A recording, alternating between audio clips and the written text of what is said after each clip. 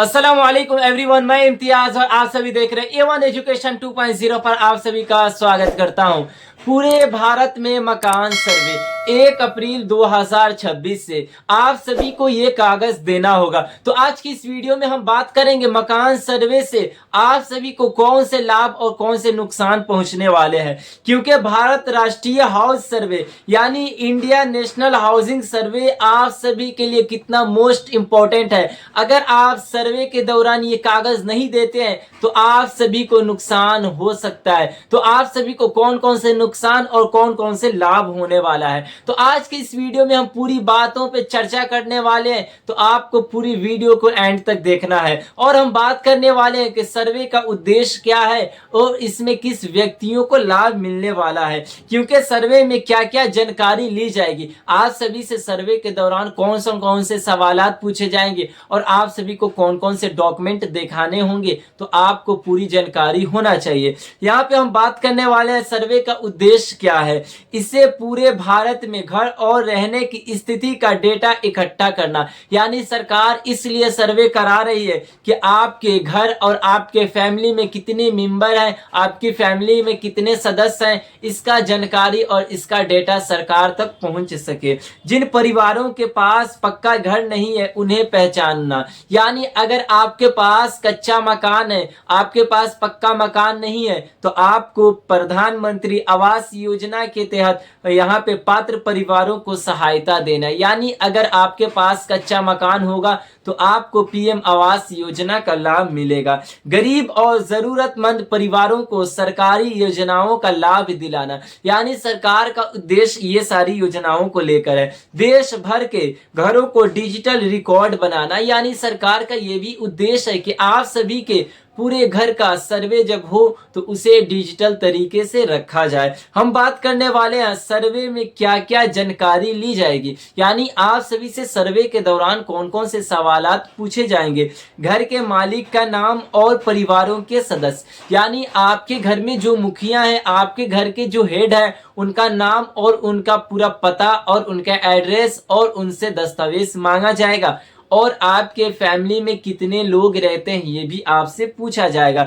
घर पक्का है या फिर कच्चा, आपके पास घर अगर कच्चा होगा तो आपको प्रधानमंत्री आवास योजना का लाभ मिलेगा, और अगर घर कच्चा होगा तो आपको पक्का मकान के लिए पैसे दिए जाएंगे। घर में बिजली, पानी, शौचालय, बाथरूम की सुविधा है या नहीं, यानी आप सभी से ये सारे पूछे जाएंगे कि आपके पास ये सारी सुविधा है या नहीं। घर की छत और दीवारों की स्थिति, यानी आपके घर की स्थिति को देखा जाएगा। परिवारों के सदस्यों की संख्या, आपके घर में कितनी मेंबर रहती है, आपके घर में कितनी फैमिली है, ये भी देखा जाएगा। परिवारों का काम, रोजगार, किसान, मजदूर आदि, यानी आप सभी से ये पूछा जाएगा क्या आप किसानी करते हैं, क्या आप दूसरी कंपनियों में काम करते हैं, या फिर आप सरकारी कर्मचारी हैं, या फिर आप प्राइवेट सेक्टर में काम करते हैं। यानी आपके परिवार के काम को पूछा जाएगा और यहाँ पे सारी चीजों को देखा भी जाएगा। अब हम बात करेंगे किन लोगों का सर्वे होगा। सबसे महत्वपूर्ण बात यह है कि किन व्यक्तियों का सर्वे होगा और इसमें कौन व्यक्तियों को लाभ मिलेगा। शहरी और ग्रामीण दोनों क्षेत्रों के सभी परिवार, जिन व्यक्तियों के घर है, उन सभी व्यक्तियों का सर्वे होगा जिनके पास अपना घर है। यानी अगर आप शहरी इलाके में रहते हैं या फिर ग्रामीण क्षेत्र में रहते हैं तो आपके घर का सर्वे की जाएगी। जो किराए के घर में रहते हैं, यानी अगर आप किराए के घर में रहते हैं फिर भी आप सभी से सवाल पूछे जाएंगे और आपके घर का सर्वे होगा, और आपके किराए के घर पे रहने की वजह से आपको पीएम आवास योजना का लाभ मिलेगा। जिनके पास घर नहीं है, जैसे कि अगर आप बेघर हैं, दूसरे जगह पे रहते हैं, दूसरे के घर में रहते हैं या फिर किराए में रहते हैं, तो आपको प्रधानमंत्री आवास योजना का लाभ मिलेगा। जरूरी दस्तावेज, अब हम बात करने वाले हैं मुख्य दस्तावेज जो आप सभी से मांगा जाएगा। आपके पास अगर नहीं होगा तो आपसे मालिकाना हक भी छीना जा सकता है, तो आपको ये सारे दस्तावेज इकट्ठा रखने होंगे। सर्वे के समय ये दस्तावेज पूछे जा सकते हैं। आधार कार्ड, राशन कार्ड, यानी आपसे आपकी पहचान के लिए, आपके आइडेंटिटी प्रूफ के लिए आपसे आधार कार्ड पूछा जाएगा, तो आपको आधार कार्ड पूरा देना है और आपके फैमिली में कितने सदस्य रहते हैं आपके राशन कार्ड से पता लगाया जाएगा। जमीन का या फिर घर के कागज अगर है तो अगर आपके पास जमीन के रिकॉर्ड या फिर आपके पास जमीन के कागज हैं तो उसे सर्वे के दौरान आपको दिखाना होगा। अन्य पहचान पत्र यानी अगर आपके पास अगर दूसरे पहचान भी हैं तो आप सभी सर्वे के दौरान ये जरूरी दस्तावेज के तौर पे दिखा सकते हैं लोगों के। अब हमें किन किन बातों का ध्यान रखना है, सर्वे में सही और पूरी जानकारी दे। यानी अगर आपसे सर्वे में सवाल पूछे जाए, आपसे डॉक्यूमेंट पूछा जाए तो आपको सर्वे के दौरान सारे सवालों का जवाब सही देना है और आपको सारे दस्तावेज सेम देना है। यानी अगर आपके दस्तावेजों पे अलग अलग नाम है तो आप सभी से पूछताछ भी किया जा सकता है। सभी दस्तावेज सही और नाम एक जैसा होना चाहिए। अभी साथ साथ बताया गया है कि सर्वे के दौरान आपके आधार कार्ड, आपके राशन कार्ड यानी पूरी डॉक्यूमेंट में आपके नाम और आपके पेरेंट्स का नाम और आपका एड्रेस सेम होना चाहिए। केवल सरकारी यहाँ पे अधिकृत कर्मचारी ही को जानकारी दे। यानी अगर सरकारी कर्मचारी आएंगे उसी को आपको सारी जानकारी देना है। अगर कोई व्यक्ति फर्जी तरीके से आपसे पूछे या फिर आपसे कागज मांगे या फिर आपसे डॉक्यूमेंट मांगे तो आपको नहीं दिखाना है या फिर आपको कुछ डॉक्यूमेंट नहीं देना है। यहाँ पे किसी भी फर्जी सर्वे एजेंट से सावधान रहे। यानी आप सभी को फर्जी एजेंट से आपसे जब सर्वे के दौरान सवालात पूछे जाए, आपसे कागज पूछे जाए तो आपको सरकारी अधिकारी आएंगे तो उनसे पूछताछ भी आप सभी को करना है कि आप ये सर्वे क्यों कर रहे हैं और आपको ये सर्वे करने का अधिकार कहां से प्राप्त है। हम बात करने वाले हैं 6वें नियम पे। यहाँ पे बताया गया लोगों को मिलने वाले फायदे। अब हम बात करेंगे आप सभी को सर्वे में कौन कौन से फायदे होंगे। यहाँ पे जिनके पास कच्चा घर है उन्हें 2.5 से 3 लाख रुपए तक साहित्य मिल सकते हैं। यानी आप सभी को 3 लाख तक सहायता प्रदान हो सकती है जो कि प्रधानमंत्री आवास योजना के तहत आप सभी को ये राशि को दी जाएगी। गरीब परिवारों को पक्का घर बनाने में मदद। यानी सर्वे से ये सारे फायदा होने वाले हैं।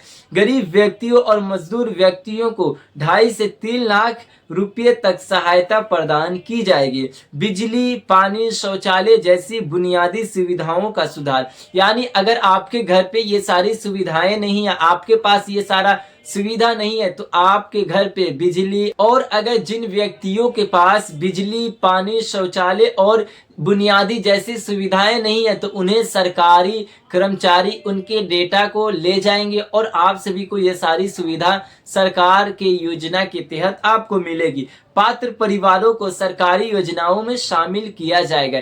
यानी अगर आपके घर पे कोई ऐसे सदस्य हैं जो कि पढ़े लिखे हैं मगर उनकी नौकरी नहीं लगी है या फिर उनका जॉब नहीं लगा है तो उन सभी व्यक्तियों को डेटा को भी ले जाया जाएगा कि कितने व्यक्ति हैं जो ऐसे बेरोजगार बैठे या फिर नौकरी पेशा वाले नहीं है या फिर आराम से अपने घर पे बैठे किसानी कर रहे हैं। अगर पढ़े लिखे हो, अगर जो व्यक्ति पढ़े लिखे होंगे उनके डेटा को भी लेकर जाएंगे सर्वे के दौरान और उसी बेसिस पे यहाँ पे योजना बनाई जाएगी और उन व्यक्तियों को योजना का लाभ मिलेगा। यहाँ पे महत्वपूर्ण तारीख 10 अप्रैल से राष्ट्रीय हाउसिंग सर्वे शुरू होगा। यानी ये जो सर्वे है 10 अप्रैल 2026 से आप सभी के घर पे अधिकारी पहुंचना शुरू हो जाएंगे और इसकी तारीख यानी 1 तारीख से ही शुरू हो जाएंगे मगर यहाँ पे आधिकारिक तारीख बताई गई है जो 10 अप्रैल 2026 अप्रैल से राष्ट्रीय हाउसिंग सर्वे यानी पूरे भारत के